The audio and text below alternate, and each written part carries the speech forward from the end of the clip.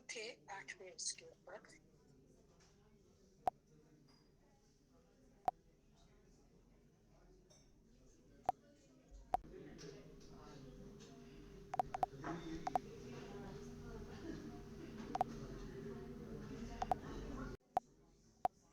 तथैव च। अब परेशान हो गया है दुर्योधन, ये बताते बताते कि उधर पक्ष में क्या है, तो फिर क्या, फिर उसको एकदम आया कि मैं अपनी बात रखूं। तो उसने एक ही श्लोक में अपनी पूरी बात कह दी कि भगवान आप। फिर उसने कहा भीष्म, क्योंकि भीष्म और द्रोणाचार्य के दोनों के रथों के बीच में खड़ा होके ये बात कर रहा है, तो दोनों ही व्यक्ति उसकी बात को सुन सकते थे। स्थिति ऐसी थी। तो उसने सबसे पहले द्रोणाचार्य के लिए भवान शब्द का प्रयोग किया, जिनके लिए मैं पहले बता चुकी हूँ, भीष्मश्च। और फिर उसने पितामह का नाम लिया कि भीष्म भी है हमारी तरफ से, फिर कर्ण भी है और कृपाचार्य भी है, अश्वत्थामा भी है, ये इनका पुत्र है द्रोणाचार्य का, विकर्ण भी है, सोमदत्ती भी है। इस तरह से ये मेरे महारथी हैं, ये मेरी तरफ से भी है। ऐसा नहीं है कि उन्हीं की सेना में इतने सारे लोग हैं, मेरी तरफ भी है। तो हम भीष्म पितामह पर थे। भीष्म पितामह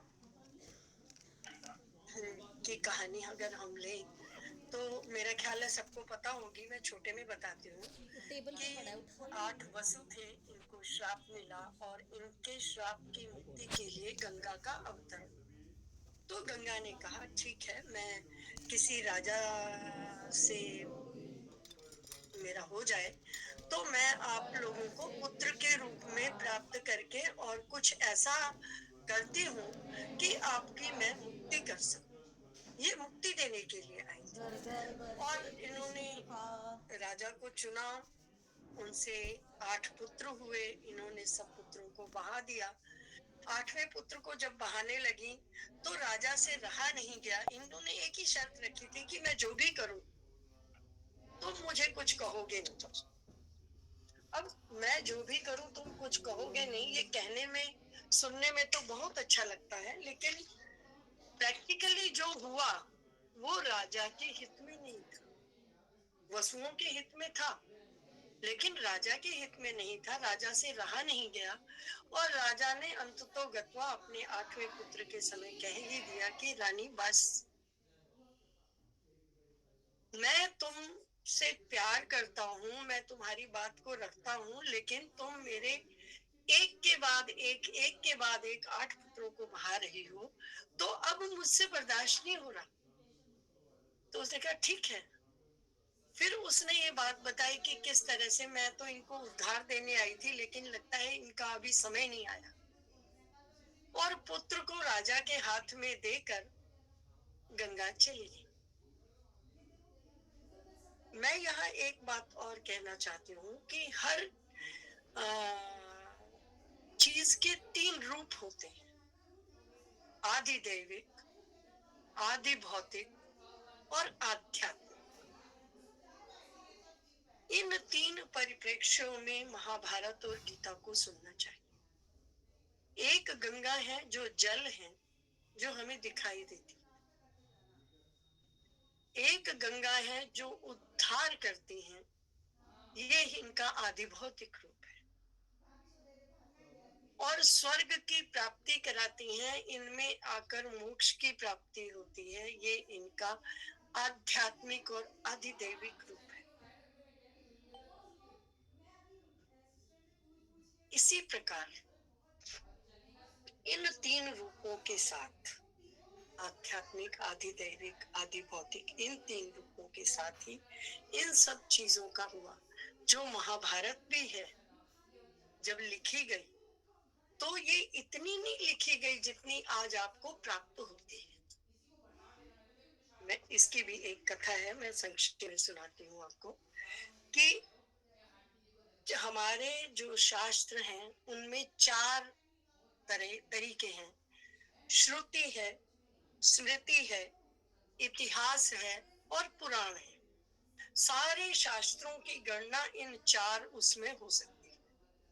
कोई ग्रंथ यदि रचित है तो वह या श्रुति होगा, या स्मृति होगा, या इतिहास होगा, या पुराण होगा। इन चारों में ही इन सबको डिवाइड किया जा सकता है। तो जब इन तो वेद व्यास जी ने महाभारत बोला, तो जब वेद व्यास जी के मन में आया कि इस तरह के महाग्रंथ की रचना की जाए, और हम इस बात को क्यों जान रहे हैं, क्योंकि गीता इसका एक भाग है। गीता को यूं हम स्मृति कहते हैं क्योंकि हम इसे याद करते हैं। ये स्मृति ग्रंथ है, परंतु ये वस्तुतः ये चारों ही चीजें हैं। कैसे ये हम जान रहे हैं कि चार भागों में कोई भी साहित्य बांटा जा सकता है: श्रुति, स्मृति, पुराण और इतिहास। तो श्रुतियां तो हो गई वेद, स्मृतियां हो गई उपनिषद और बाद का साहित्य, इतिहास हो गया रामायण महाभारत, और पुराण जो हमारे पुराण हैं। तो इस तरह से ये चार तरह के ग्रंथ हुए। जब वेद व्यास जी के मन में आया कि इस तरह का विचार आया कि इस सब को लिपिबद्ध किया जाए, इतिहास लिखा जाए। लोग कहते हैं हमारे यहाँ इतिहास लिखा नहीं गया। हमारे यहाँ तो बहुत सोचकर, समझकर और पूर्ण इतिहास लिखा गया। उसकी सबसे बड़ी परिकल्पना महाभारत है।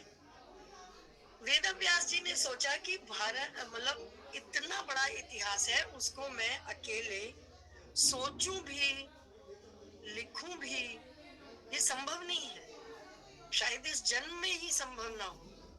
तो उन्होंने गणेश जी को बुलाया और उनसे कहा कि महाराज, क्या आप मेरा बोला हुआ ग्रंथ लिख देंगे? गणेश जी बुद्धि के प्रदाता हैं, चतुर हैं। तो उन्होंने कहा हाँ लिख देंगे, लेकिन हमारी एक शर्त है। ऐसा ना हो कि आप एक दिन एक श्लोक बोलो और अगले दिन दूसरा बोलो, ऐसे तो फिर मैं बंद जाऊंगा। नहीं, आप ये देखो कि मेरी कलम रुकनी नहीं चाहिए। तो इन्होंने भी कहा बिल्कुल ठीक है, कलम आपकी नहीं रुकेगी। और बताएं कि किस स्थान का चयन किया जाए। तो स्थान का चयन करने के लिए ये दोनों जने चले और इधर उधर घूमते घूमते ये बद्रीनाथ जी पहुंच गए। बद्रीनाथ जी के पास एक माना गांव है, आज भी वहां पर व्यास कुटिया है। उस व्यास कुटी के पास बैठकर इन्होंने महाभारत को कहा और लिखा। और वहीं पर एक कथा और जो दिखाई देती है, सुनने में तो आती ही है, दिखाई भी देती है। आजकल वो कथा उतनी स्पष्ट नहीं दिखाई देती, लेकिन मैंने अपनी आंखों से देखी है। आज से 45 साल पहले जब मैं बद्रीनाथ जी गई थी, उस समय मैंने उस कथा को अपनी आंखों से देखा है कि वहां पर सरस्वती जी का उद्गम है। आजकल तो वहां एक बहुत पतली सी नली सी है। अभी मैं 2 साल पहले दोबारा गई थी, तब देखा। तो अब इतनी मजेदारी वाली बात नहीं है, लेकिन जब मैंने पहले देखी थी वहां पर मतलब खूब ऊंचा, 6 फुट का भी कोई व्यक्ति अगर खड़ा था तो उसकी ऊंचाई तक वो सरस्वती जी आती थी। मतलब इतनी ऊंची उछलती थी उस छोटे से पहाड़ के नीचे से निकल के। और इतना शोर था कि आपस में हम लोग बात नहीं कर सकते। मतलब क्योंकि ये कथा हमने पिताजी के मुख से सुनी हुई थी, तो वहां पर उसको बहुत अच्छे से मैंने महसूस किया। और बिल्कुल भी आवाज सुनाई नहीं देती थी। तो उस समय थोड़ा सा उसके आगे आओ तो आप एक तरफ से देखोगे कि गंदला पानी आ रहा है गंगा जी का, और इधर से सरस्वती आ रही है और खूब शोर के साथ।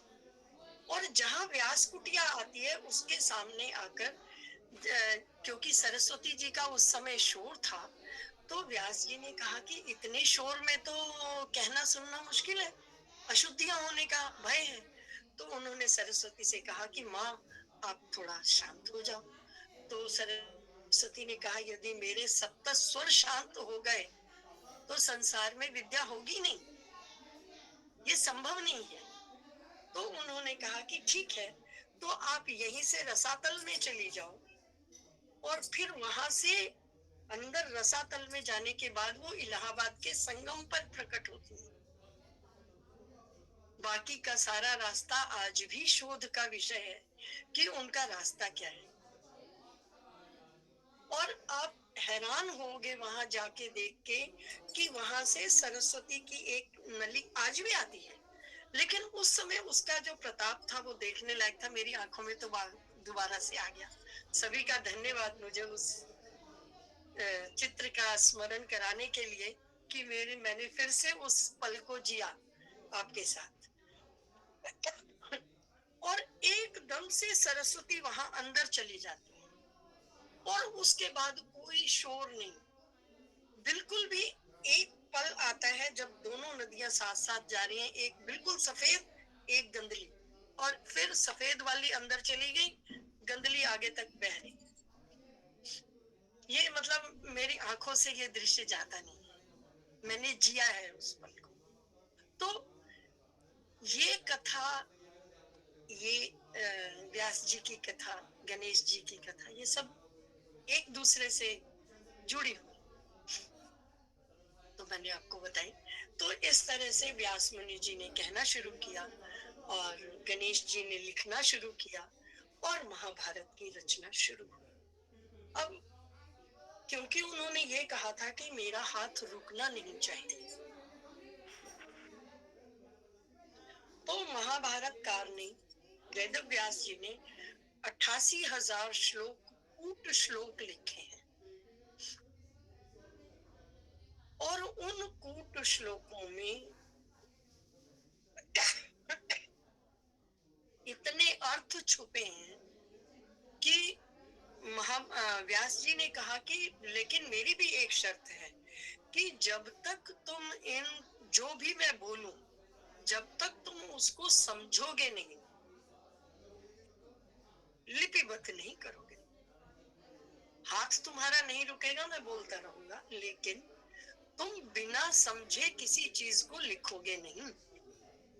तो उन्होंने 88,000 कूट श्लोकों की प्रणयन किया, और करने के बाद जब उनको ये लगता था कि अब कथा आगे कहने में 2 मिनट लगेंगे, तो वो किसी कूट श्लोक को रख देते थे। उसको जब तक वो समझ कर लिखते थे तब तक आगे की रचना हो जाती थी। लेकिन इन 88,000 श्लोकों का कहीं अलग से वर्णन हमें नहीं मिलता है। ये तो मिलता है कि ऐसे कूट श्लोकों की रचना हुई, तो इनमें से इस महाभारत में कौन सा कूट श्लोक है, ये हम अलग से आज की तारीख में नहीं बता सकते। किसी कोई भी श्लोक कूट श्लोक हो सकता है, हम ये मान सकते हैं। तो यहाँ प्रश्न आता है कि कितने श्लोकों की रचना हुई। 1 लाख श्लोक मिलते हैं, 88,000 कूट श्लोक हैं, तो टोटल रचना कितने की हुई? इसका मतलब ज्यादातर तो कूट ही हो गए। तो उन्होंने कहा नहीं, टोटल जो है वो 60 लाख श्लोक लिखे गए थे महाभारत। उन 60 लाख श्लोकों में से ये हुआ, जब इसकी रचना हो गई, ये इतना बड़ा ग्रंथ हो गया, तो वेद व्यास जी ने कहा कि ये सारा मनुष्यों के लिए नहीं है, इतना बड़ा ग्रंथ मनुष्यों के लिए नहीं है। तो उन्होंने इसमें से 30 लाख श्लोक, यानी आधे श्लोक, देवलोक को दे दिए, और कहा कि नारद मुनि इनका गायन करेंगे देवताओं के लिए, ये देवताओं के लिए। अब 30 लाख खत्म हो गए, तो उसके बाद 15 लाख श्लोक उन्होंने पितृलोक को दे दिए। और पितृलोक में देकर उन्होंने कहा कि इसको असित और देवल, ये दो मुनि पितरों के लिए गाया करें।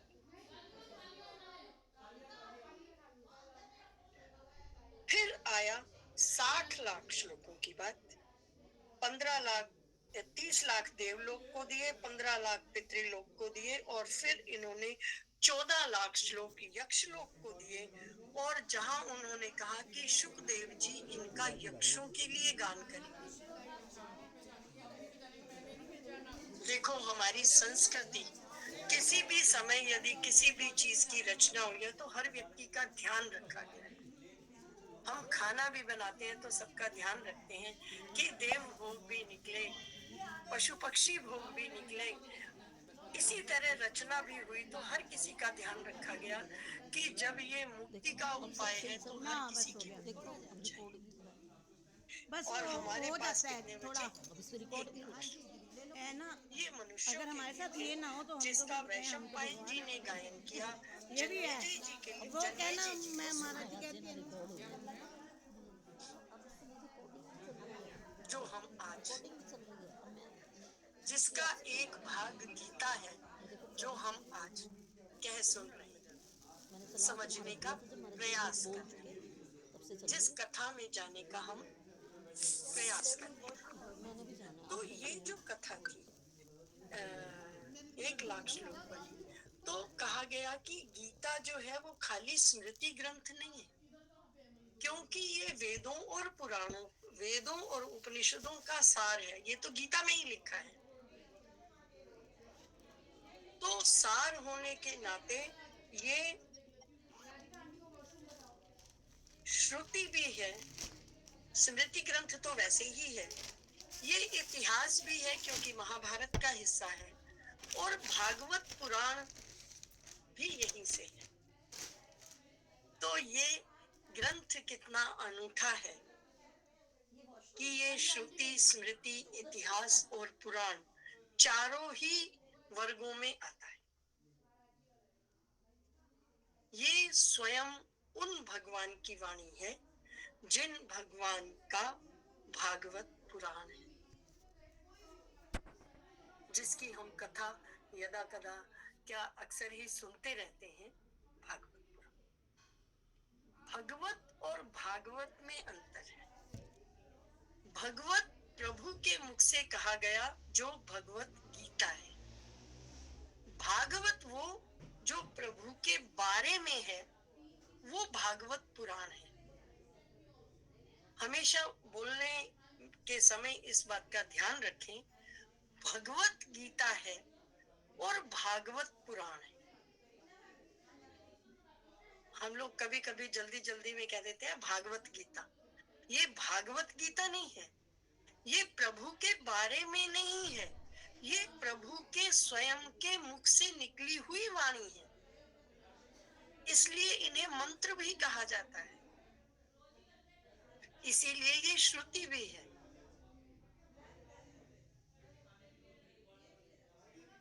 तो जो गीता है, ये इस गीता को कहने के लिए कितनी भूमिका है, कितना इतिहास छुपा है इसके एक एक शब्द में। उस इतिहास के परिप्रेक्ष्य में यदि हम गीता को समझते हैं तभी हमें समझ आ सकती है, वरना बीच में हम किंग कर्तव्य हो जाते हैं कि अच्छा ये तो हमें पता ही नहीं है। तो जिस बात की हमें बैकग्राउंड नहीं पता होती वो आगे भी समझ में नहीं आती। कि कोई जना दो जने बात कर रहे आप बीच में चले गए कि अच्छा मुझे समझ नहीं आई, मैंने शुरू से नहीं सुनी ना। ये तो हम लोगों की साधारण बोलचाल की भाषा में आ जाता है। तो प्रभु की वाणी, उसको जानना समझना तो प्रभु के साथ ही हो सकता है, जब हम उन सभी देश काल परिस्थिति को समझ जाएं। तो वो ये कहते हैं भवान भीष्मश्च कर्णश्च। कर्ण की कथा आप सभी को पता है कि किस तरह पृथा ने दुर्वासा जी का आतिथ्य किया और फिर उनको एक आशीर्वाद मिला कि तुम पुत्र की प्राप्ति कर सकती हो। तो बचपन बुद्धि थी, अकल नहीं आई कि मैं आज अभी शादीशुदा भी नहीं हूँ और माँ बन जाऊंगी तो कैसा रहेगा।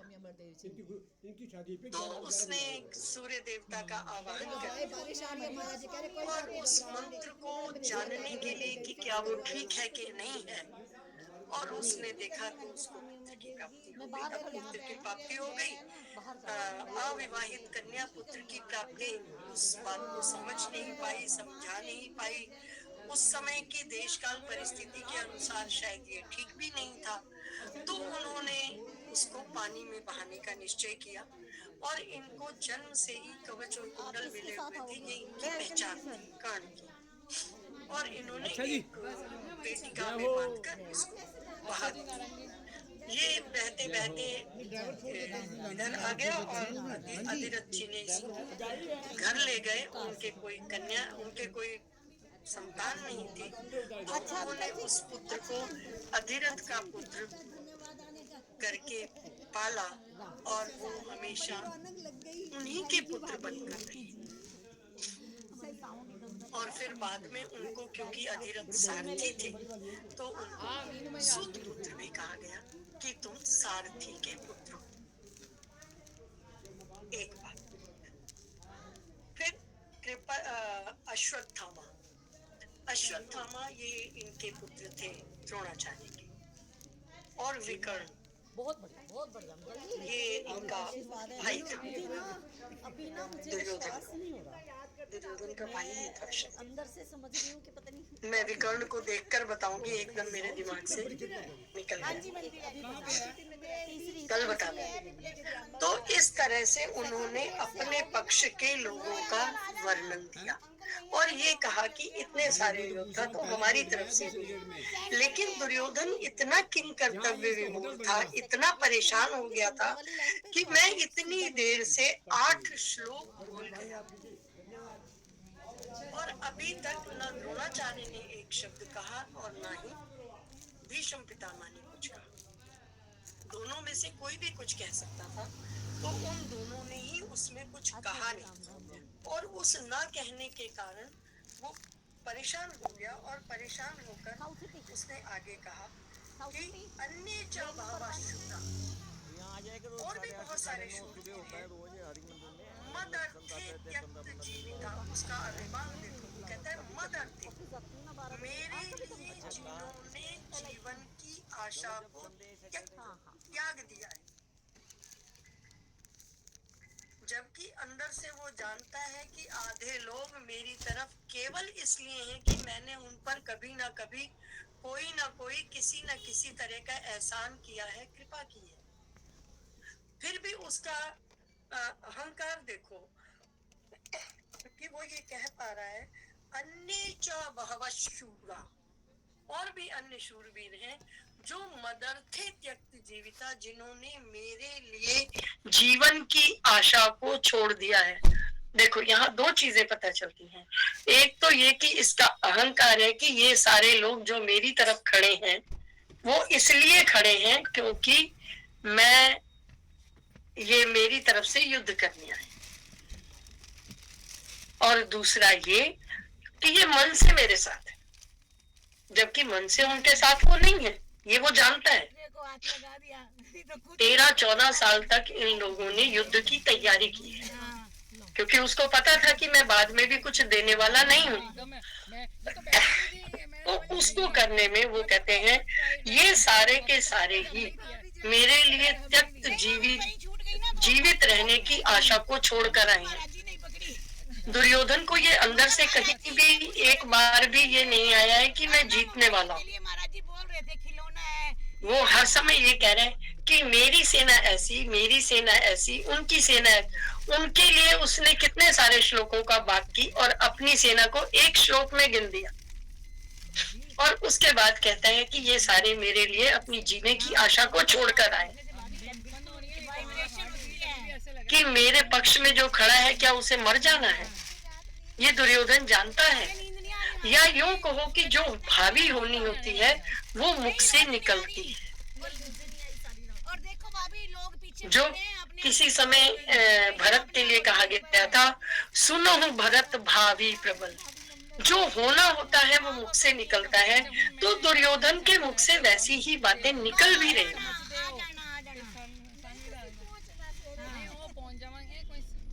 और अब मैं आपको बताती हूँ कि जो अभी तक एक अक्षौहिणी सेना रह गई, वो दुर्योधन के पक्ष में कैसे गई, ये अभी बताना बाकी है। उसके बाद हम अपर्याप्तन तदस्माकं बलम भीष्माभिरक्षितम पर्याप्तन तद्मे तेषां बलम भीमाभिरक्षितम। तो कहते हैं कि हमारी सेना अपर्याप्त है। यहाँ अपर्याप्त शब्द के लोगों ने दो अर्थ किए हैं। एक तो ये कि कम के अर्थ में कि अपर्याप्त है, और एक इसका अर्थ किया है मोर देन ए सफिशिएंट है, पर्याप्त से कहीं अधिक है। दोनों ही अर्थ यहाँ लगते हैं और दोनों ही अर्थ के साथ इसका अर्थ होता है। अपर्याप्त कैसे है? अपर्याप्त ये कहते हैं अस्माकम बलम भीष्माभिरक्षितम, क्योंकि भीष्म पितामह के द्वारा रक्षित ये मेरा बल अपर्याप्त है। क्यों? क्योंकि भीष्म पितामह अपने मन से मेरी तरफ से नहीं लड़ रहे। तो इस तरह पूरा हो जाता है। और यदि हम कहें कि मोर देन ए सफिशिएंट, तो हम ऐसे कह सकते हैं कि भीष्म के द्वारा रक्षित ये सेना इतनी अधिक है कि ये मोर देन सफिशिएंट है। अपने शूरवीरों का बल बढ़ाने के लिए, उनको शौर्यता देने के लिए, उनको उत्साहित करने के लिए दुर्योधन ये वचन कह सकता है। और दोनों ही अर्थ यहाँ ठीक है, जबकि दोनों विरोधी हैं, लेकिन फिर भी दोनों अर्थ यहाँ ठीक है। फिर वो कहता है पर्याप्त, बहुत पर्याप्त है। तद्मेतेषां बलम भीमाभिरक्षितम। अब देखो कितनी हैरानी की बात है कि युधिष्ठिर के पक्ष में जो सबसे बलशाली थे वो अर्जुन थे। अर्जुन के ऊपर युद्ध लड़ा गया, पर दुर्योधन ऐसा नहीं मानता। दुर्योधन का शत्रु कौन है? भीम। तो वो उसको सबसे बलशाली अपना ही शत्रु दिखाई दे रहा है कि जो भीम के द्वारा रक्षित सेना है वो पर्याप्त है। तो अगर भीम के पास पर्याप्त है तो इसका मतलब आपके पास अपर्याप्त है। इसका अपर्याप्त अर्थ यहाँ से आता है। नहीं तो भीष्म पितामह को तो वरदान ही था कि वो जब तक चाहेंगे वो मरेंगे नहीं। उनको इच्छा मृत्यु का वरदान था, और ये वरदान उनकी माता सत्यवती ने दिया था। तो उनको ये वरदान था कि वो मरेंगे ही नहीं, और जब उनको मरना ही नहीं है तो वो मोर देन ए सफिशिएंट वाला मतलब होना चाहिए। लेकिन जब उसने आगे कहा कि भीमाभिरक्षितम बलम तद एतेषां पर्याप्तम, कि ये पर्याप्त है जो ये वाला पक्ष है, तो यहाँ पर ऐसा लगता है कि उसने ये कहना चाहा है कि मेरे पक्ष में जो भीष्म पितामह युद्ध कर रहे हैं वो मन से नहीं कर रहे, और उधर भीम के पास तो जो सेना है वो पहले ही व्यूह को देखकर थोड़ा मन में डर गया है। शुरू में ही उसने जब द्रोणाचार्य से कहा है पश्येताम पांडुपुत्राणाम, कि इन पांडुपुत्रों को देखो, और उसने केवल परिवार गिनाया था पहले श्लोक में। दूसरे श्लोक में महारथी गिनवाए थे, तीसरे श्लोक में सेना गिनवाई, लेकिन अपने लिए वो कुछ भी नहीं गिनवा पाया। मात्र उसका झगड़ा कहाँ दिखाया कि मैं और भीम। होना ये चाहिए था कि अगर यहाँ भीष्म की बात कही गई तो सेनापति होने के नाते धृष्टद्युम्न की बात करते नहीं। उसका मैं समाप्त नहीं हो रहा। उसकी मैं इतनी बढ़ गई है कि उसको अपने शत्रु में भी मेरा शत्रु दिखाई दे रहा है। वो हस्तिनापुर के लिए युद्ध नहीं कर रहा, वो धर्म के लिए युद्ध नहीं कर रहा, वो अपने लिए युद्ध कर रहा है। वो कह रहे बलम भीमाभिरक्षितम, की जो भीम के द्वारा रक्षित ये सेना है वो पर्याप्त काफी है कि मैं उसे हरा पाऊंगा। शायद उसके मन में ये भी भाव होंगे, और इस तरह से वो अपनी और उनकी सेना के बारे में, दोनों के बारे में बात करता है। इस बात करने में उसने कहा कि तस्य संजनयन हर्ष, क्षमा कीजिएगा, अयनेषु च सर्वेषु यथा भागम अवस्थिता, अयनेषु च सर्वेषु। मैं इनको 2-3 श्लोक पहले पढ़ देती हूँ, फिर अर्थ करती हूँ, क्योंकि ये दोनों चीजें ना मिल जाती है।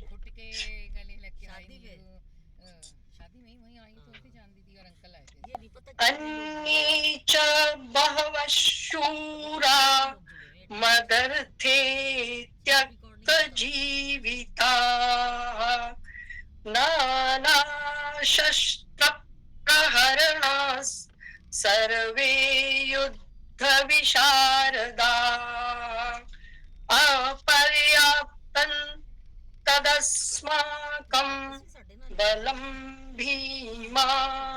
भीष्माभिरक्षितम् अपर्याप्तं मे तेषां बलं भीमाभिरक्षितम् अयनेषु च सर्वेषु यथा भागमवस्थिताः भीष्ममेवाभिरक्षन्तु भवन्तः सर्व एव हि तस्य संजनयन् हर्षं कुरुवृद्धः पितामहः सिंहनादं विदध्योच्चैः शङ्खं दद्मौ प्रतापवान् ततः शङ्खाश्च भैर्यश्च पर्वानकगोमुखाः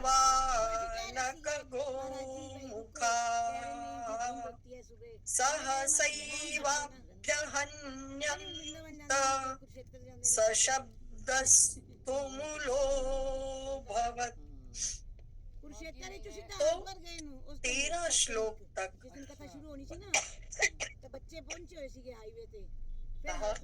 अयनेषु च सर्वेषु यथा भागम अवस्थिता भीष्ममेवाभिरक्षन्तु भवन्तः सर्वे एव हि।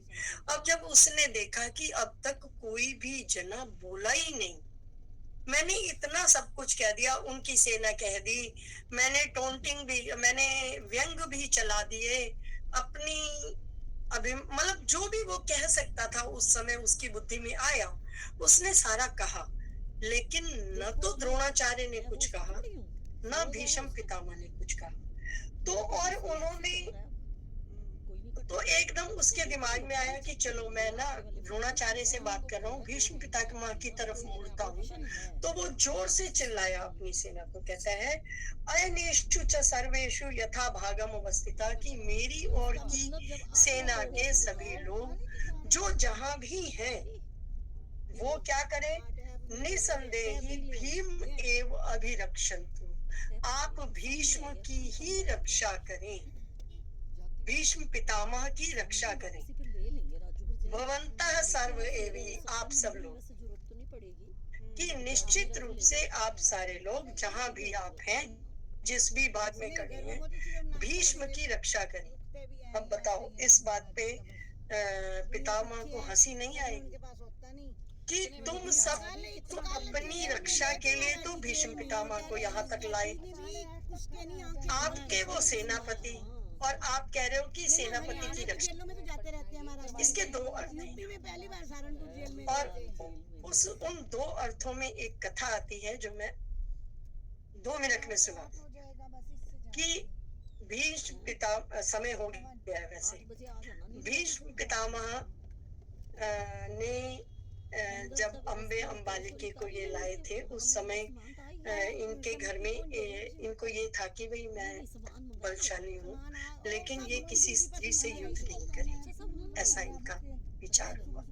तो उस विचार को शायद ध्यान में रखकर, शायद, हालांकि यहाँ कुछ क्लियर नहीं होता इस बारे में, लेकिन भीष्म की रक्षा करनी है, ये शब्द आए क्यों? तो एक ही चीज नजर आती है कि स्त्री के सामने भीष्म पितामह युद्ध नहीं करेंगे। तो कहीं ऐसा ना हो कि अर्जुन की सेना किसी स्त्री को आगे कर दे और पता चले कि भीष्म पितामह ने हथियार ही नहीं उठाया। हाल खराब हो गया केवल एक यही एक लाइन ऐसी है जो इस श्लोक को स्थापित कर सकती है, या फिर ये बात हो सकती है कि दुर्योधन इतना किंग कर्तव्य विमूढ़ हो गया था कि उसको ये समझ ही नहीं आई कि हम भीष्म से स्वयं की रक्षा करवा रहे हैं या हमें भीष्म की रक्षा करनी। इस श्लोक के ये दोनों अर्थ यहाँ आते हैं। समय भी समाप्त होता है, मैं समाप्त करती हूँ और यहीं से हम कल फिर शुरू करते हैं। श्री कृष्ण गोविंद हरे मुरारी, हे नाथ नारायण वासुदेव। बहुत सुंदर आदरणीय बहन जी द्वारा जो है बहुत सुंदर पाठ चल रहा है और बड़े समझा। भाभी करती रही। कोई जाओ पूनम के पास, उसको जाके बोल दो। जो इसके संबंधित कथाएं हैं दूसरी, वो भी हमें सब स्पष्ट होती जा रही हैं।